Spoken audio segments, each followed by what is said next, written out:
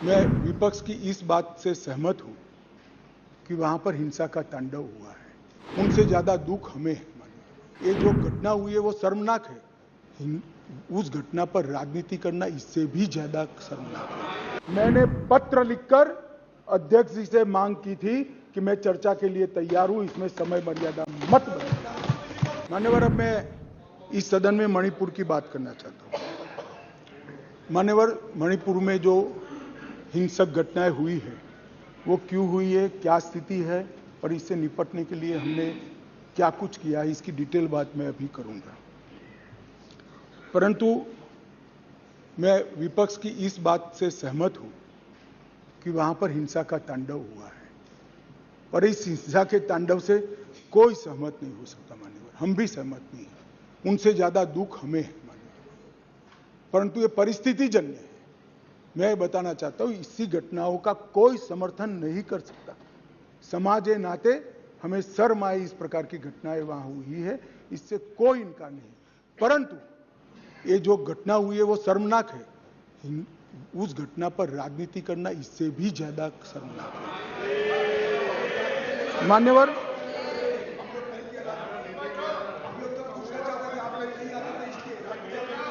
मैं बताता हूं।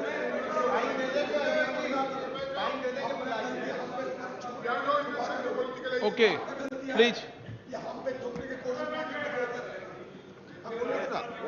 ये गलती आपकी है। अरे यार, आपके टाइम में बोलना पड़ेगा, मेरे टाइम में सारे इल्जाम। प्लीज गलती आपकी है।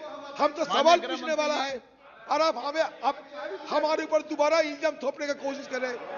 सियासत तो आप कर रहे हैं, हम कहां सियासत किए। प्रधानमंत्री गए नहीं, प्रधानमंत्री जी की उपस्थिति।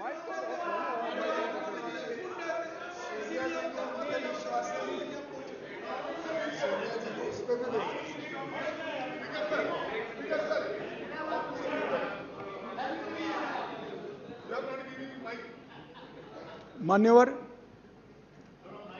एक भ्रांति देश भर की जनता के सामने फैलाई गई है कि यह सरकार मणिपुर पर चर्चा के लिए तैयार नहीं है।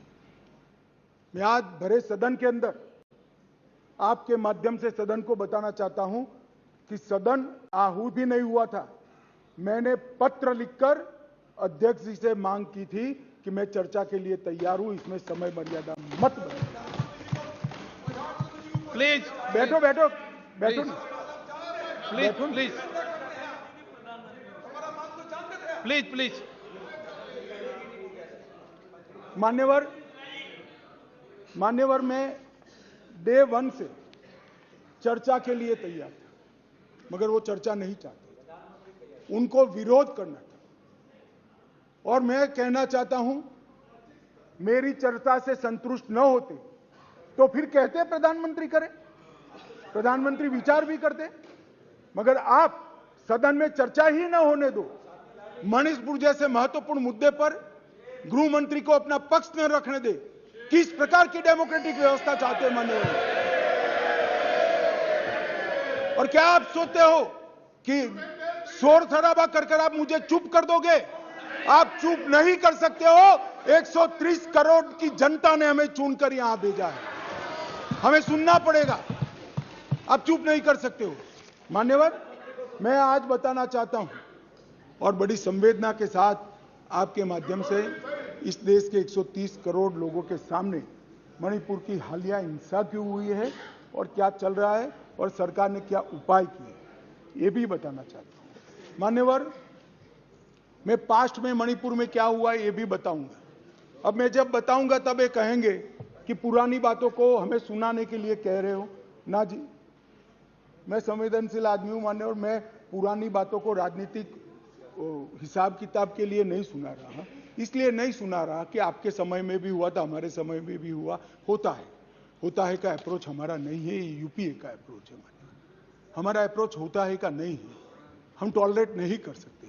मैं पुरानी हिंसाओं को इसलिए बताना चाहता हूं कि मणिपुर की नस्लीय हिंसाओं के स्वभाव को जनता ने जानना पड़ेगा। नस्लीय हिंसा मणिपुर में जब जब होती है तब किस प्रकार से होती है वो भी जानना पड़ेगा। इसलिए मैं पुरानी हिंसाओं को भी रखूंगा। आपके मन में ये भ्रांति न हो, ये सवाल ना आए कि पुराना क्यों बता रहे। मान्यवर 6 साल से करीब 6.5 साल से मणिपुर में भारतीय जनता पार्टी की सरकार है। मणिपुर में भारतीय जनता पार्टी सरकार बनी तब से 3 मई तक एक भी दिन कर्फ्यू नहीं डालना पड़ा। मैं मेरी बात आग्रह के साथ कहना चाहता हूं, मणिपुर में भारतीय जनता पार्टी की सरकार के 6 साल पूरे हुए। 6 साल में मणिपुर में एक भी दिन कर्फ्यू नहीं डालना पड़ा। मणिपुर के अंदर एक भी दिन बंद नहीं रहा। मणिपुर के अंदर एक भी दिन ब्लॉकेड नहीं हुआ और उग्रवादी हिंसा लगभग समाप्त हो गई। ये 6 साल का भारतीय जनता पार्टी के शासन का इतिहास था।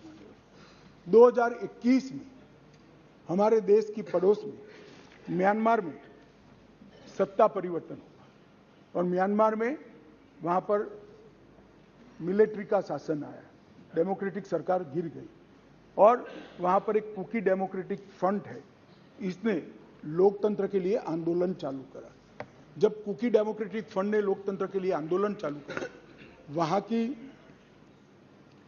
मिलिट्री शासन ने इन पर कड़ाई करना शुरू की, दबिश बनाना शुरू की और चूंकि म्यांमार की बॉर्डर फ्री बॉर्डर है मान्यवर, वहां फेंसिंग नहीं है और आज से नहीं, आजाद हुए तब से नहीं फेंसिंग नहीं है, तो बहुत बड़ी मात्रा में मिजोरम और मणिपुर के अंदर कुकी भाइयों का वहां शरणार्थी नाते यहां आना शुरू हुआ।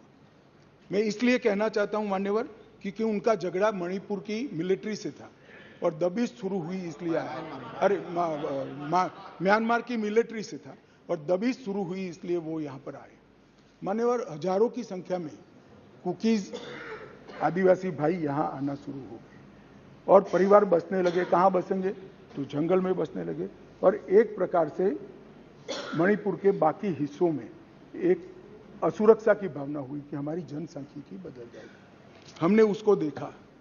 उसी वक्त मान्यवर हमने गृह मंत्रालय में 2022 में निर्णय किया कि अब ये बॉर्डर को खुला नहीं कर सकते, बॉर्डर बनानी पड़ेगी, फेंसिंग करनी पड़ेगी।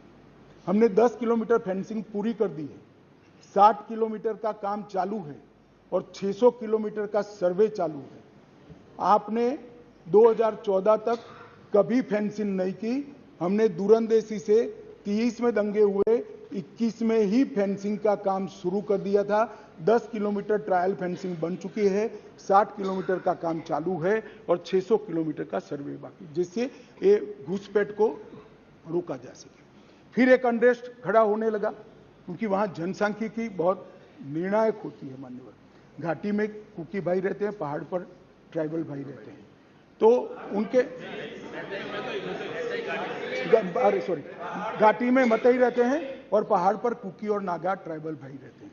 तो एक जनसांख्यिकी के बदलाव का बड़ा दबाव रहता है कि हमारी संख्या, हम अल्पमत में आ जाएंगे। तो इसके लिए हमने लगभग जनवरी महीने से हमने वहां पर जितने भी शरणार्थी आए थे उनको एक परिचय पत्रक देने की शुरुआत की। उनका थंब इंप्रेशन लिया, आई इंप्रेशन लिया और थंब इंप्रेशन और आई इंप्रेशन को वोटर लिस्ट और आधार कार्ड के नेगेटिव लिस्ट में डालने का काम किया। ऐसा नहीं है मान्यवर कि यहाँ गृह मंत्रालय के कंट्रोल रूम में कोई आंख मूंद कर हुआ। 2023 में दंगा हुआ, 21 में हमने फेंसिंग चालू करी, 22 में हमने फेंसिंग चालू करी और 23 की शुरुआत में हमने थंब इंप्रेशन और आई इंप्रेशन लेने की शुरुआत की और उसको भारत के वोटर लिस्ट और आधार के नेगेटिव लिस्ट में डालने की। फिर भी ये जिस प्रकार से संख्या बढ़ती गई, एक असुरक्षा की भावना मतई लोगों में फैलती गई मान्यवर। ये जो वहां पर एक फ्री रेजिम है, नेपाल की तरह वहां पासपोर्ट नहीं चाहिए। अब ये मत कहना है कि हमने क्यों नहीं करा, 1968 से करा हुआ है भाई। 1968 से एक समझौता है भारत और ब्रह्मदेश की सरकारों के बीच में कि बॉर्डर के 40 किलोमीटर से जो अंदर आएगा या यहां से 40 किलोमीटर से आ जाए उसको पासपोर्ट नहीं चाहिए। ये समझौता है, किसी को रोकना भी असंभव था। और इतने हजारों किलोमीटर की बॉर्डर में बाढ़ भी नहीं लगी थी, फेंसिंग भी नहीं थी, तो संख्या बढ़ती गई और असुरक्षा बढ़ती गई। इतने में एक अफवाह फैल गई 29 तारीख अप्रैल को कि 58 ये वसाहतें जो थी शरणार्थियों की, उसको गांव घोषित कर दिया गया। अब गांव घोषित करने की अफवाह से ही घाटी में बहुत बड़ा अनरेस्ट शुरू हुआ मान्यवर, और वो अनरेस्ट को भी हमने माइक वाली जीपे चलाई, बताया गया कि भाई कोई गांव घोषित नहीं हुआ है, मगर अफवाहें जब फैलती है तब फैलती है अविश्वास का वातावरण। और घोषित जंगल गांव घोषित किया, जंगल गांव घोषित कर, जो वसाहतें थी उसको, तो उनको लगा है परमानेंट अब यही बस जाएंगे, तो एक अनरेस्ट खड़ा हुआ।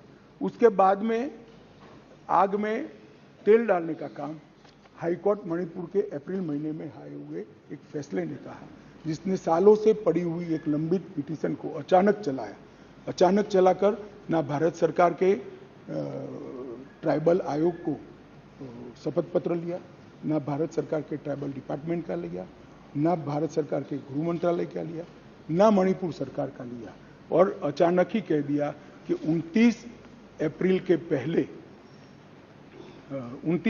पहले इस मतई जाति को ट्राइबल घोषित कर दी गई। इससे पहाड़ पर बहुत बड़ा अनरेस्ट हुआ, ट्राइबलों में बड़ा अनरेस्ट हुआ कि अब मतई ट्राइबल बन जाएंगे तो हमारी नौकरियों में स्पर्धा का भाव होता है, और स्वाभाविक है एक कोई कानूनी प्रक्रिया के बगैर एक ऑर्डर कर दिया गया, जिसके कारण ऊपर भी, नीचे ऑलरेडी अनरेस्ट चालू था, ऊपर भी अनरेस्ट हुआ, और 3 तारीख को एक रोली के अंदर एक क्लैश हो गया माने, और क्लैश होने के बाद दंगे चालू हुए जो अब तक अशांत परिस्थिति को बनाए हुए हैं।